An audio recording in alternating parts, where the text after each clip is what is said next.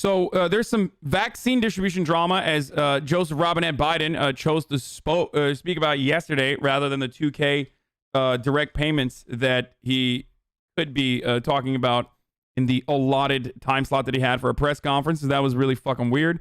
Governors are being way too precious about who gets this vaccine, and we're going to end up with millions of doses of expired vaccines if states don't get serious. If states don't get serious about this getting out of the door, these numbers are dangerously bad. We have on the Pentagon, the liberal case. Yeah, the Senate is now debating on the Trump veto override and the stimulus check increase today. We're going to watch a little bit of this as well. I forgot about this. Russians aren't cutting military funding. China isn't cutting funding. But last summer, Senator Sanders and fellow Democrats, including the Democratic leader, voted to make America unilaterally disarm and cut ours. The left took a break from trying to defund the police to try to defund our armed forces. Their amendment went down in a landslide, but now our colleague from Vermont is again putting political stunts before the needs of our men and women in uniform. Our colleague says he will slow down this vital bill unless he gets to muscle through another standalone proposal from Speaker Pelosi that would add roughly $500 billion to the national debt, which does not align with what President Trump has suggested and which has no realistic path to quickly pass the Senate. Well, as I've said, the Senate will not let our national security be shoved off course, certainly not by senators who have spent years, literally years. It's not just deficit hawking. No. It's not deficit hawking. What he's doing right now is exactly what Democrats do as well. Talk about like national security and why the defense authorization like absolutely has to pass. Talk about an appeal to tradition by saying it passes every year. Talking about the importance of why it needs to pass immediately because of how big of a national security problem that it creates, to try to pin the opposition, Bernie Sanders, into coming across as ridiculous. Don't talk about the 2K, because the moment you talk about the 2K and like why the radical poors do not deserve the 2K is of course the very moment that he loses the battle. So tactically, what he's going to do is poison it, as he has with the poison pill provisions, adding the Section 230 repeal into that fucking bill that's completely unrelated, and also adding another like election integrity, election voting security committee that is ridiculous as well. Fuck it. Onto that bill specifically so that it does not get passed, right? And Bernie, Chuck Schumer, and the Senate Democrats and Congress has already voted on a clean bill. So what this does, basically, when you add these sorts of provisions onto it, is you have to now throw it back to Congress to vote on it again. Right now, if Senate just voted on it as is, boom, tomorrow you can get it wrapped up. You send it over to fucking Donald Trump, sign off, 2K, everybody gets it, and it's great. But that's precisely why he's like adding these hurdles, just like Bernie is trying to utilize the limited amount of time that everyone in Congress has to his advantage to bother them into submission, basically. So basically, he's going to talk about how this is crazy. Okay, well, no one is against, like, unfortunately, no one is against fucking giving more money to the military, brother. The only people that are against giving more money to the military are people who are refusing to. Myth is looking forward to play Russ with you. I'm looking forward to play Russ with him as well. The only people that are fucking literally standing in opposition of this military funding bill from being overridden, because this is a veto override that they're voting on, are the congressional Republicans in the Senate that literally refuse to talk about this. First of all, they're hoping everyone just forgets about election integrity and big tech. They're desperate to ignore those two parts of President Trump's request, and you can draw your own conclusions. Of course, don't talk about Trump. Trump is the real reason why this is even a conversation to begin with. Trump is the real reason why this is even a fucking, a talking point. If Trump had not vetoed, knowing full well there was a veto-proof majority regardless, if Trump had not vetoed fucking the NDAA, then there would be no reason for Mitch McConnell to even discuss this at all. He'd be home right now. He'd be like home, hanging upside down from his sex basement, and suckling on the blood of nubile virgins. if you will. That's how he, I think, gets his life support. Teleworking all year. Our duty is to get help to the people who actually need help, like we did to a historic degree just 4 days ago. But above and beyond that discussion, the Democratic leaders have broken from what President Trump proposed. They quietly changed this proposal in an attempt to let wealthy households suck up even more money. Speaker Pelosi structured her bill so that a family of 4 would have to earn more than $300,000 in order not. LMAO, what's funny is hearing opinions from people like you that ignore what 80% of the bill is about, 5,500 pages, and people only talk about the 100 of those pages. I wonder why we're not talking about the rest of the omnibus proposal that, of course, is going to feature fucking aid because it literally funds the government. I wonder why we're not talking about 5,500 fucking pages of the bill and instead talking about the Cash Act, which is only one part of the literal fucking COVID relief. It's not even like the entirety of the COVID relief. It's just one part of the COVID relief. I wonder why we're talking about that right now. Because the rest of it is fucking voted on, jackass. It's already signed into law. The game here. These are the same Democrats who proudly blocked the entire aid package for months because they tried to hold out for special tax cuts for rich people in blue states. Now they say it's a matter of survival to send another boatload of cash to people making $300,000 regardless of whether they've experienced any disruption at all this past year. Even the liberal Washington Post today is laughing at the political left for demanding more huge giveaways with no relationship to. Also, if you have a problem with fucking foreign aid, wherever that fucking moronic conservative is, if you have a problem with foreign aid, why the fuck are you excited to push for the NDAA then? That has a boatload of foreign aid, unironically similar to the foreign aid that's built into the omnibus proposal that's like funding, Pakistani gender education programs and shit like that, if that's your big problem with it. And that foreign aid is basically soft power, State Department,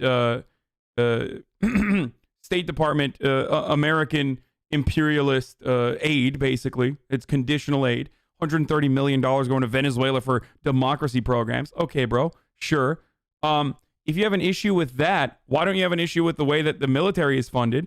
If you have an issue with that, why don't you recognize the fact that Donald Trump, who is literally the person who was shitting on the foreign fucking aid in the omnibus proposal, his own budget, his own White House budget for the bill featured nearly the exact same amount of foreign aid to the exact same fucking countries that he criticized, because that dumb fuck doesn't even know what's in his own fucking proposal. The White House was a part of these fucking negotiations. Why did Donald Trump not talk about it before? Or when he did talk about it, why was he the one setting the budgets at $130 million to Pakistan instead of $134 million to Pakistan? Is it the $4 million that Donald Trump is upset about? Because if you can look at it, if you want to look at, pages and pages of documents, the White House budget proposals are literally available for you to go and browse through. And if you look at the White House budget proposals, the very same foreign aid that Donald Trump was fucking crying about is in the White House budget proposals. So his own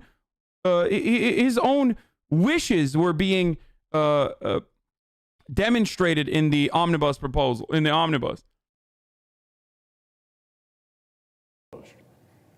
We're going to stay smart, we're going to stay focused, and we're going to continue delivering on the needs for our nation.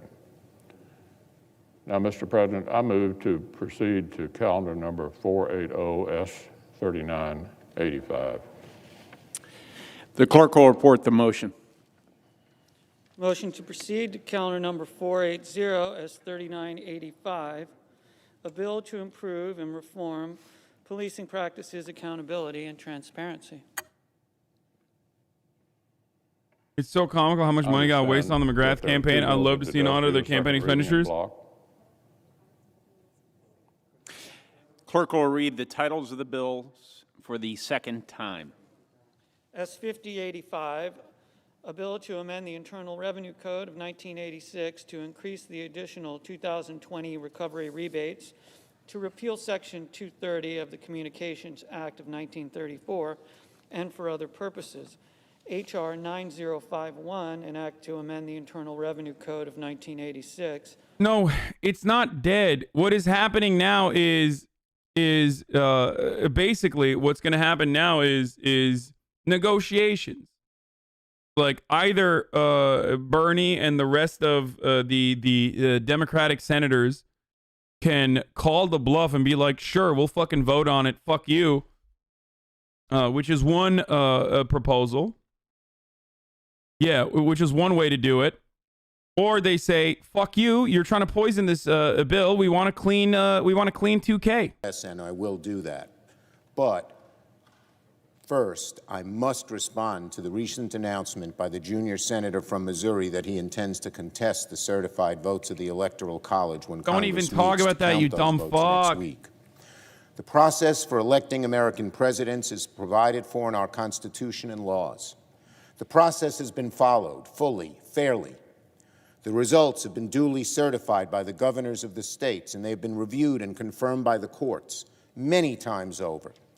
The result is that Joe Biden and Kamala Harris won the election by overwhelming margins in both the popular vote and electoral vote. The Biden-Harris ticket received more than 81 million votes, more than any ticket in American history. That was over 7 million more votes than Trump-Pence. The Biden-Harris ticket won the Electoral College, 306-232, the very same total that President Trump called a landslide for himself then, just 4 years ago. Since the election process, President Trump and his acolytes have lost more than 50 lawsuits, falsely claiming fraud or other irregularities in the conduct of the 2020 election. I mean, it was not a landslide. Including the unanimous decision by the Supreme Court to dismiss a lawsuit brought by the Attorney General of Texas and more than half the Republican members of the House.